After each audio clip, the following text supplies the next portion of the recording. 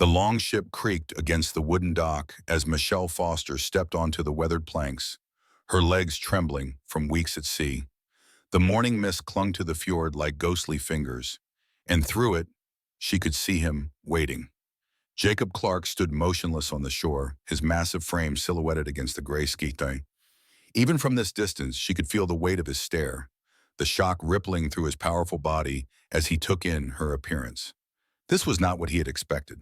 The marriage broker had described her as plain, unremarkable, a woman grateful for any arrangement that would save her from destitution. But the figure walking toward him now moved with a grace that made the very air around her seem to shimmer. Her dark hair caught what little light filtered through the clouds, and her eyes held depths that spoke of intelligence, strength, and secrets he could not yet fathom. Jacob's hands clenched at his sides. He had prepared himself for duty, for a practical arrangement that would give him heirs and her protection. He had not prepared for desire to slam into him like a war hammer to the chest, stealing his breath and making his heart thunder against his ribs like a caged beast. Michelle felt his reaction in the charged air between them, saw the way his jaw tightened and his broad shoulders tensed beneath his fur cloak. She had known this moment would come, had dreaded it during every day of the voyage. The deception had been necessary, but now she would face the consequences of arriving as someone entirely different than promised. The wind picked up, carrying the salt scent of the sea and the promise of winter. Around them, the settlement buzzed with morning activity, but it felt as though they stood alone in the world, two strangers bound by an agreement made in desperation and sealed with hope neither had dared to voice. Before we see how this ends, tell us where you are watching from and hype this video in the comments. This story of unexpected love and dangerous desire is just beginning to unfold. But to understand how they reached this moment of reckoning, we must return to where it all began, 3 months earlier in the smoke-filled halls of a dying kingdom. The flames of the burning village painted the night sky crimson as Michelle Foster pressed herself against the cold stone wall of the monastery. Through the narrow window, she watched the raiders methodically work their way through the settlement, their torches turning homes into pyres. Her father's lands, her family's legacy, everything she had ever known was being reduced to ash in memory. Brother Stephen Murphy found her there at dawn, his weathered face grim with the weight of terrible news. The old monk had been like a father to her since her parents' death, and now his eyes held the same hollow look she had seen in the survivors stumbling through the monastery gates. "They are all gone, child," he whispered, his voice barely audible above the distant crackling of dying fires. "Your uncle, your cousins, everyone who bore your family name." The raiders showed no mercy. Michelle felt the words hit her like physical blows, each one driving her deeper into a numbness that felt safer than the alternative. She had expected this news, had prepared herself for it during the long night of waiting, but hearing it spoken aloud made it real in a way that threatened to shatter her completely. "What am I to do?" The question escaped her lips before she could stop it, revealing the fear she had been fighting to contain. At 19, she was utterly alone in a world that offered few options for women without family or fortune. Stephen's gnarled hands trembled as he reached into his robes and withdrew a small leather pouch. "There is a way, though it requires great courage. A marriage broker came through here last month, seeking women willing to travel north to the Viking settlements. The men there need was, and they offer protection, land, a chance at life." The very idea made her stomach clench with terror. Stories of Viking brutality were legend throughout the Christian lands, tales of savage warriors who knew nothing of gentleness or mercy. Yet what choice did she have? The alternative was slow starvation, or worse at the hands of whatever lord claimed these burned lands next. "The broker spoke of one man in particular," Stephen continued, his voice growing stronger as he saw her considering the possibility. "Jacob Clark, they call him, a jarl who has carved out his own territory in the northern fjords. He seeks a wife of good character, someone who can manage his household and bear his children." The broker described him as fair in his dealings, honorable by their standards. Michelle took the pouch with hands that shook despite her efforts to appear calm. Inside were enough silver coins to purchase passage north and still have something left for whatever came after. It was more generosity than she had any right to expect, and she knew Stephen had likely given her everything the monastery could spare. "There is something else you must know," the old monk said, his eyes avoiding hers. The broker was specific about what this Jacob Clark desired. "A plain woman," he said, "someone who would be grateful for his protection and not cause complications with her beauty. He has seen what desire can do to destroy a man's peace, and he wants no part of it." The words stung more than Michelle cared to admit. She had always known she was considered beautiful by the standards of her people, had seen it in the way men looked at her and the jealousy it sparked in other women. Now that very beauty threatened to become a curse, a barrier between her and the safety she desperately needed. "Then I will make myself plain," she said, surprised by the steadiness of her own voice. "Whatever it takes to survive." Stephen nodded slowly, understanding passing between them without need for further words. They both knew she was choosing the lesser of evils, trading one form of uncertainty for another. But in the north, at least, she would have a chance to build something new from the ashes of everything she had lost. The transformation began immediately. Michelle cropped her lustrous dark hair short, using ash and dirt to dull its natural shine. She bound her curves beneath the shapeless robes, adopted a hunched posture that disguised her natural grace, and practiced speaking in the flat, unremarkable tones of a woman beaten down by life's hardships. For weeks she worked at becoming invisible, erasing every trace of the noblewoman she had been born to be. The marriage broker, Donald Richardson, arrived at the monastery as promised, a thin man with calculating eyes who looked her over with the detached assessment of someone evaluating livestock. "Plain enough," he pronounced after his inspection, making notes in a leather-bound ledger. "Jacob Clark will find no fault with it. She looks like she knows her place and will be grateful for whatever kindness she receives." The journey north was a nightmare of seasickness and fear. Crowded into the hold of a merchant vessel with a dozen other women who had made similar desperate bargains. Some were widows seeking security. Others were surplus daughters from families too poor to provide dowries. All of them carried the same haunted look of people who had run out of choices. Michelle kept to herself during the voyage, maintaining the facade of the broken, unremarkable woman she had created. But at night, when the others slept, she would stand at the ship's rail and let the salt wind remind her of who she truly was beneath the disguise. The stars wheeling overhead seemed to whisper promises of possibilities she dared not name, futures that existed only in the space between one heartbeat and the next. As they sailed deeper into Viking territory, the landscape grew wilder and more beautiful. Towering cliffs rose from the sea like the bones of sleeping giants, and waterfalls cascaded down their faces in ribbons of silver. This was a harsh land that would demand everything from those who sought to make it home, but it was also a place where someone could disappear entirely and emerge as someone new. The other women spoke in hushed tones about what awaited them, sharing rumors and fears like currency in the darkness. Some of the stories were encouraging, tales of Viking men who treated their wives with respect and built prosperous households. Others were darker, warnings about the brutality that could hide behind a warrior's honor. "They say Jacob Clark is different from most," whispered Nancy Kim, a widow whose husband had died in the same raids that destroyed Michelle's family. "The broker told me he's never taken a wife before, though he's past 30. Some say he's cursed, that he drives women away with his coldness. Others claim he's waiting for something specific, though none can say what." Michelle absorbed these fragments of information like a scholar studying ancient texts, building a picture of the man who would soon hold her fate in his hands. The contradictions intrigued her. A Viking leader who had never married, who specifically sought a plain wife, who was described as both cold and honorable. What had shaped him into such a creature of contradictions? The ship's captain, Gregory Parker, was a gruff man who had made this journey many times before. On their final night at sea, he found Michelle at her usual place by the rail and stood beside her in comfortable silence for a long moment. "You're not what you seem, are you, girl?" he said finally, his voice pitched low enough that only she could hear. "I've transported enough desperate souls to recognize the difference between those who are broken and those who are merely bent. You're planning something." Michelle turned to study the captain's weathered face, seeing unexpected kindness in his eyes despite his harsh words. I'm planning to survive, she said simply. Whatever that requires. Gregory nodded slowly, understanding flickering across his features.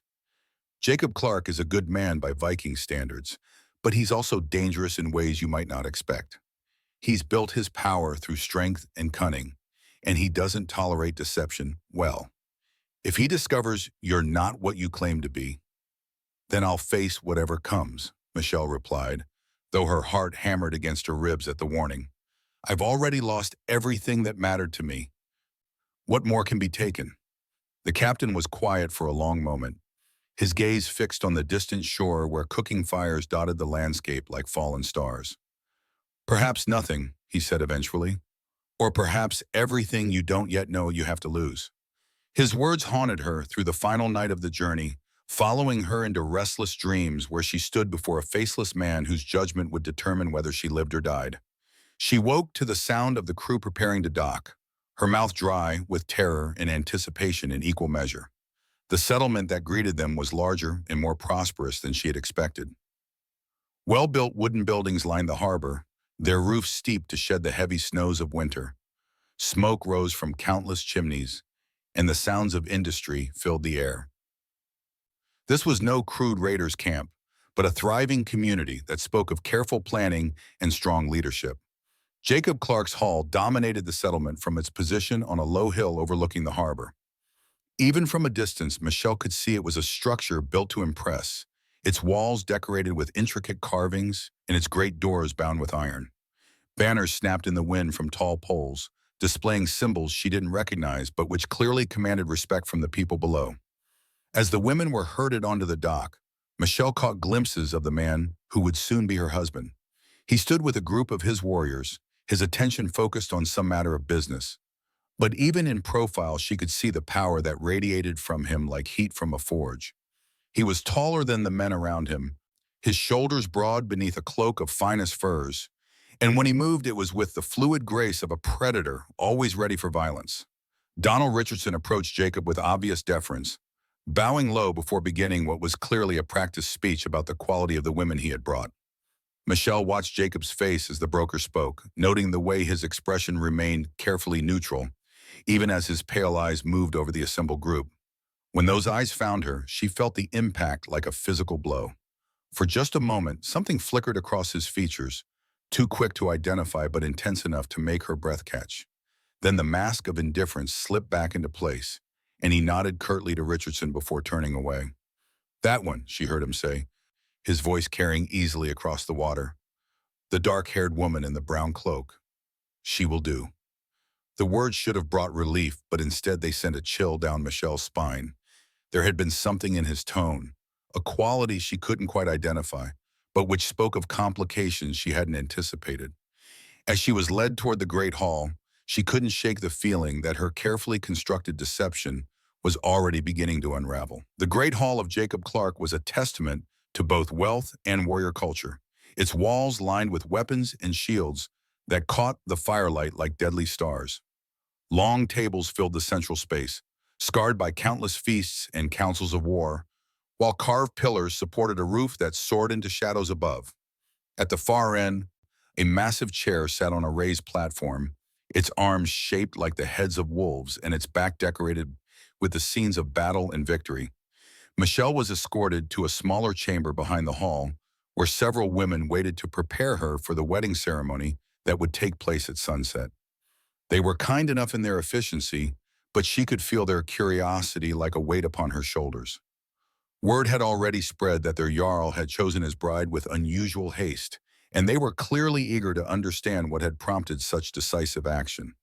"You are fortunate," said Frances Price, an older woman who seemed to serve as the household's head servant. "The Jarl is known for his fairness, and he has waited long to take a wife. Many women have hoped to catch his eye over the years." "What changed his mind?" Michelle asked, genuinely curious about the man who had selected her so quickly from among the other candidates.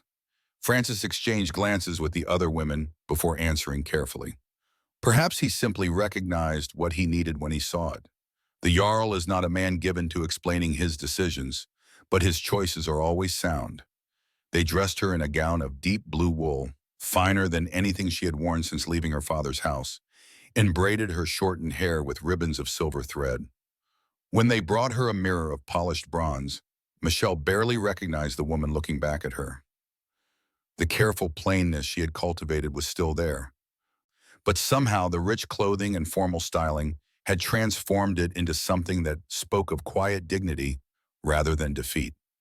As the sun began its descent toward the western mountains, the sound of horns echoed across the settlement, calling the people to witness the joining of their leader to his chosen bride.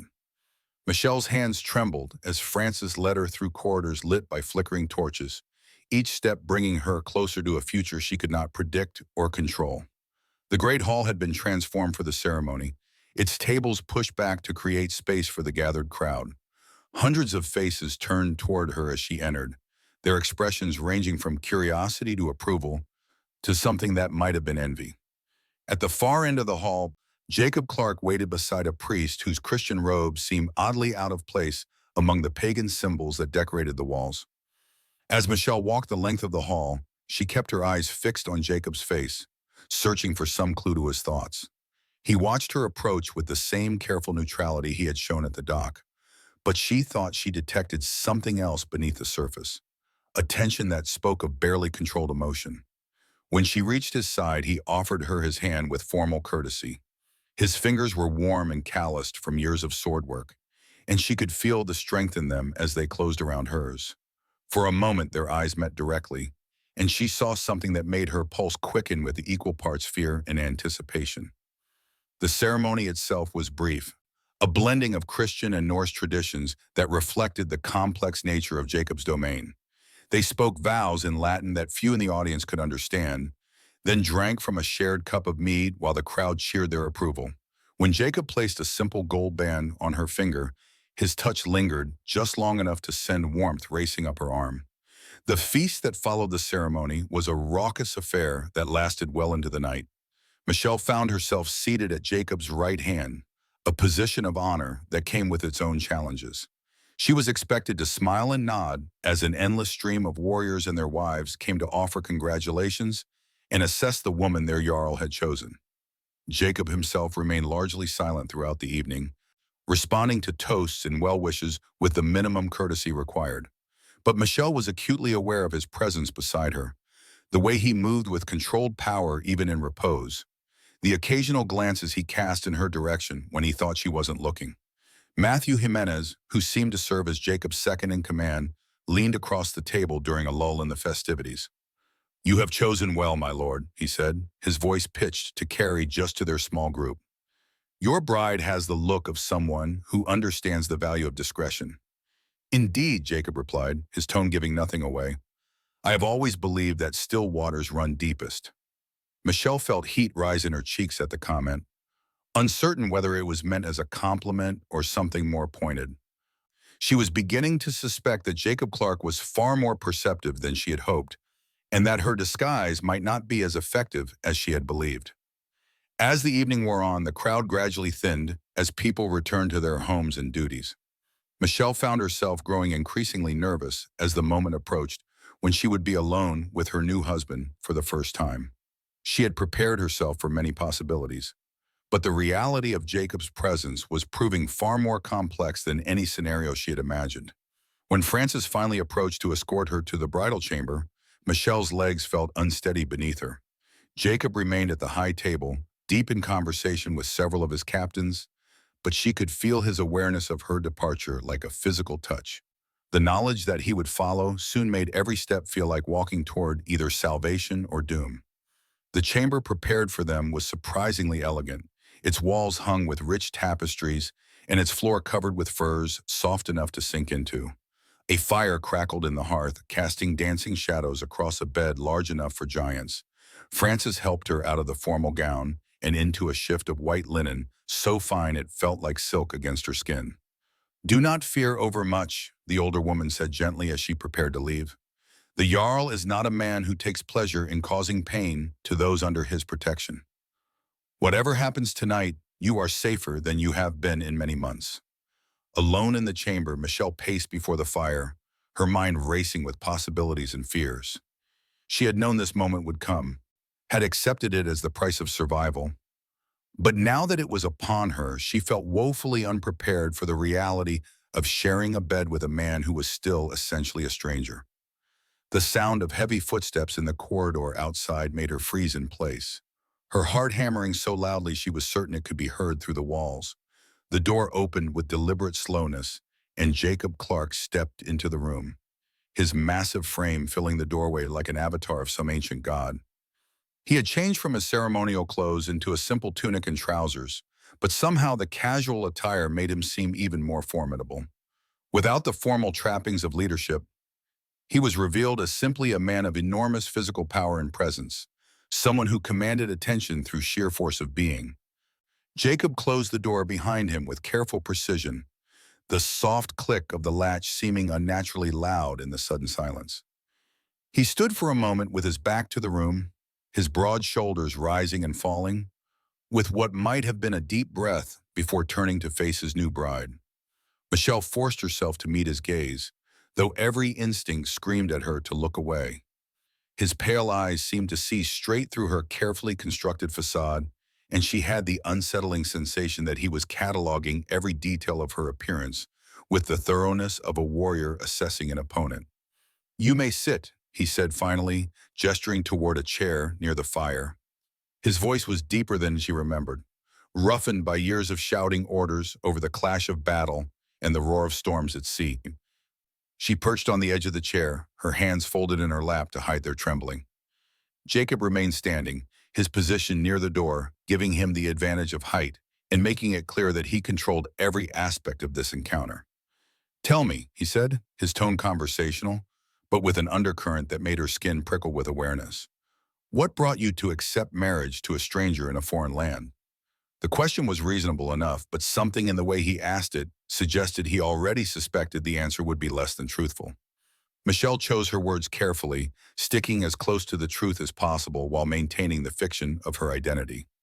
"My family was killed in raids," she said, pleased that her voice remained steady. "I had nowhere else to turn, no other options for survival." The marriage broker offered hope where there was none. Jacob nodded slowly as if her answer confirmed something he had already suspected. "And you were willing to travel so far, to live among people you had been taught to fear, simply for the promise of safety?" "What choice did I have?" she replied, allowing some of her genuine desperation to color the words. "Death was the only alternative." "Death," Jacob repeated thoughtfully, beginning to pace before the fire. "Yes, I suppose it would seem that way to someone of your background. Tell me, what do you know of Viking customs? Of what will be expected of you as my wife?" Michelle felt heat rise in her cheeks at the implications of his question. "I understand that I am to manage your household, bear your children if God wills it, and conduct myself in a manner that brings honor to your name." "A textbook answer," Jacob said, and she thought she detected a hint of amusement in his tone. "But what of the reality behind those words? Do you understand what it means to be the wife of a jarl in these lands?" She shook her head, suddenly aware of how much she didn't know about the life she had committed herself to. Jacob's smile was sharp-edged, like a blade catching firelight. "It means that you will be a target for my enemies, a prize to be taken, or a weakness to be exploited. It means that you must be strong enough to defend this hall and its people when I am away on raids or trading voyages. It means that you will witness violence and make decisions that softer souls would shrink from." Each word hit her like a physical blow, driving home the magnitude of what she had undertaken. She had thought only of escape, of finding a place where she could disappear and rebuild some semblance of a life. She had not considered that marrying a Viking leader would thrust her into the center of conflicts and dangers she could barely imagine. "I see I have given you much to think about," Jacob continued, his voice gentling slightly. "Perhaps it would be best if we postpone the consummation of our marriage until you have had time to adjust to your new circumstances." Michelle looked up at him in surprise, having expected quite the opposite from a man who had just acquired a wife through purchase and negotiation. Jacob's expression was unreadable, but something in his eyes suggested that his offer came from consideration rather than lack of interest. "You would do that?" she asked, unable to keep the wonder from her voice. "I am not a man who takes pleasure from unwilling partners. Jacob replied, moving to pour himself wine from a pitcher on the table. You have been through much in recent months, and you are far from everything familiar. It would be cruel to add to your burdens without allowing you time to find your footing. The kindness was unexpected and somehow more unsettling than brutality would have been. Michelle had prepared herself to endure whatever was necessary, had steeled herself for pain and violation. Gentleness threatened to undo her composure in ways that violence never could. You are not what I expected, she said softly, the admission escaping before she could stop it. Jacob's laugh was low and rough, like distant thunder. Nor are you, wife. The broker described someone broken by hardship, grateful for any scrap of kindness. But you sit there like a queen in exile, your spine straight and your eyes full of secrets. Michelle's blood turned to ice at his words. Had her disguise failed so completely? Was he already suspicious of her deception? She forced herself to remain calm, to give no outward sign of the panic clawing at her chest. I don't understand, she said, injecting confusion into her voice. I am exactly what was promised. A plain woman seeking security. Plain, Jacob repeated, setting down his wine cup with deliberate care. Yes, that is what was promised. And yet, he moved toward her with the fluid grace of a predator, stopping just close enough that she could feel the heat radiating from his body. When he reached out to touch her face, she had to fight every instinct not to flinch away from his calloused fingers. There is nothing plain about bone structure like this, he murmured, tracing the line of her cheek with surprising gentleness. Nothing ordinary about eyes that hold depths like hidden pools. You have disguised yourself well, but not well enough to fool someone who has learned to look beyond surfaces. Michelle's carefully constructed world began to crumble around her as Jacob's words stripped away the illusion she had worked so hard to create. She could see in his eyes that he knew, had perhaps known from the moment he first saw her on the dock. The question now was what he intended to do with that knowledge. "Wikpahanim, die by," she whispered, the single word containing all her fear and confusion. Jacob's hand moved to cup her chin, tilting her face up so that she had no choice but to meet his gaze. Why did I choose you anyway? Why am I not angry at the deception? Why do I find myself drawn to a woman who represents everything I swore to avoid? She nodded, unable to speak past the tightness in her throat. Because, Jacob said, his voice dropping to barely above a whisper, sometimes fate has plans that supersede our own careful strategies. I sought a plain wife who would cause no complications, and instead I find myself bound to a woman whose very presence threatens to undo everything I thought I knew about myself. The admission hung between them like a bridge. Neither was certain they dared to cross. Michelle could see the conflict in Jacob's eyes, the war between desire and the caution that had clearly guided his choices for years. She understood that conflict all too well, having fought her own battles between survival and the dangerous luxury of hope. What happens now? She asked, her voice barely audible above the crackling of the fire. Jacob's thumb brushed across her lower lip, the simple touch sending heat racing through her veins. Now we discover whether two people who have built their lives on careful control can learn to trust in something beyond their own planning. He stepped back, giving her space to breathe, but the air between them remained charged with possibility and peril. Michelle could feel the foundations of her carefully ordered world shifting beneath her feet, threatening to dump her into territory she had never dared to explore. I should tell you, Jacob continued, moving to stare into the fire, that my request for a plain wife was not born of vanity or cruelty. I have seen what beauty can do to men, how it can make them weak and foolish and ultimately destructive. My own father was brought low by his obsession with a woman who cared nothing for him beyond what his power could provide. The pain in his voice was carefully controlled but unmistakable, and Michelle found herself wanting to offer comfort to this man who had shown her unexpected kindness. Beauty is not the same as cruelty, she said softly, and desire need not lead to destruction. Jacob turned to look at her, surprise flickering across his features. Spoken like someone who has never seen a kingdom fall because its king could not think past his hunger for a woman's touch. Or spoken like someone who has learned that survival sometimes requires us to look beyond our fears and take chances that terrify us. Michelle replied, rising from her chair to face him directly. You could have sent me away the moment you realized I was not what was promised. Instead, you married me anyway. Why? The question seemed to catch him off guard, and for a moment his careful composure slipped enough to reveal the uncertainty beneath. I wish I knew, he admitted. From the moment I saw you step off that ship, every rational thought in my head was drowned out by something I had never felt before. It was as if lightning had struck me, leaving me burned and changed and unable to return to who I had been just moments before. Michelle felt tears prick at her eyes, moved by his honesty and the vulnerability it revealed. This was not the cold, calculating Viking leader she had expected, but a man struggling with emotions that challenged everything he thought he knew about himself. I have been dishonest with you, she said, the words tumbling out before courage could desert her. Not just about my appearance, but about who I am. I was not born to poverty and hardship. My father was a lord, and I was raised in comfort and privilege until the raiders came and took everything away. Jacob's expression didn't change, but she could see him processing this new information, fitting it into the puzzle of her behavior and bearing. I suspected as much, he said finally. You carry yourself like nobility, even when you try to hide it. The question is whether that changes anything between us. Does it? Michelle asked, her heart hammering with the fear that this final revelation would destroy whatever fragile connection had begun to form between them. Jacob was quiet for a long moment, his pale eyes studying her face as if memorizing every detail. When he finally spoke, his voice carried a weight of decision that made her breath catch. It changes everything, he said, and Michelle felt her heart plummet toward her feet. Then he continued, and hope blazed to life within her chest. It means that you chose to come here, not out of desperation alone, but with the courage to rebuild your life from nothing.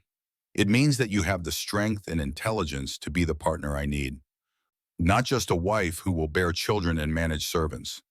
Relief flooded through her so powerfully that her knees nearly buckled.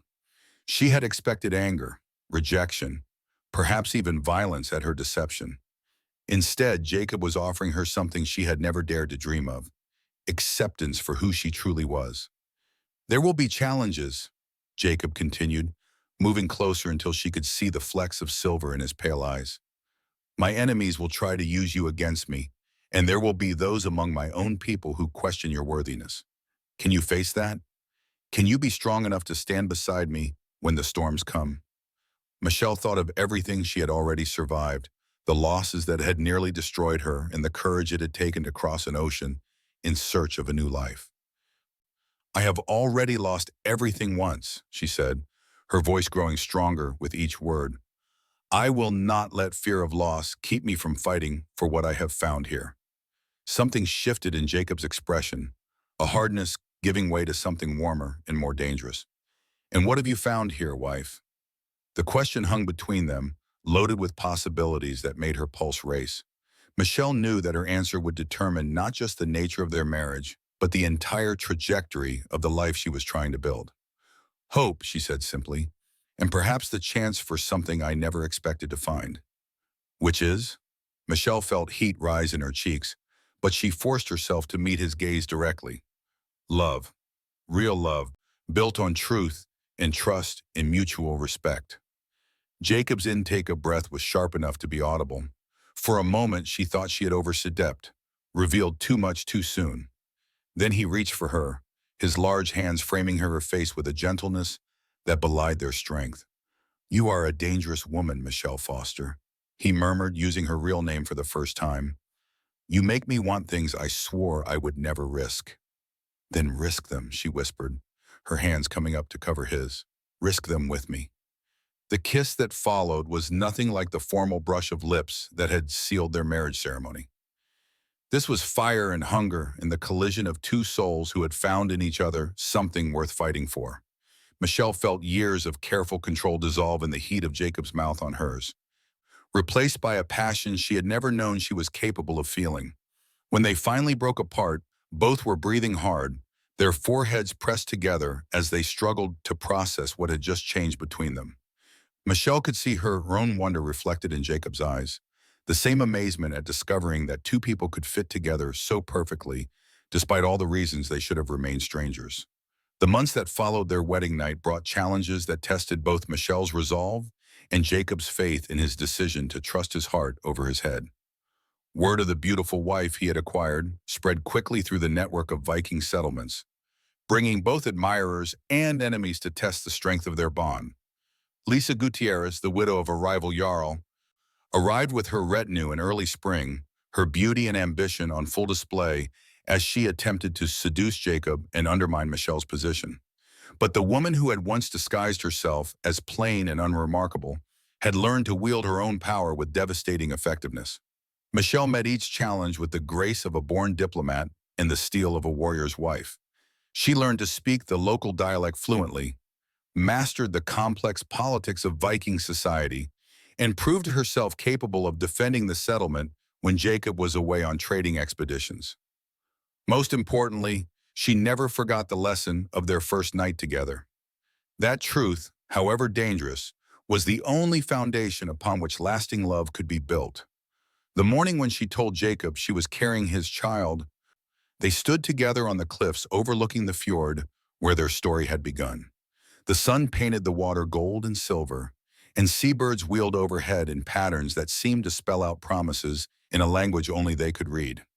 "Are you happy?" Jacob asked, his arm tightening around her waist as if he could protect her from every danger the world might offer.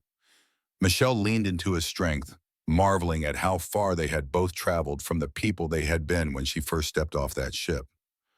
"Happy seems too small a word," she said, placing her hand over the slight swell of her belly where their future grew. "I feel like I've been given a gift I never deserved." "You deserve everything," Jacob replied fiercely. "Everything good this world has to offer, and more besides."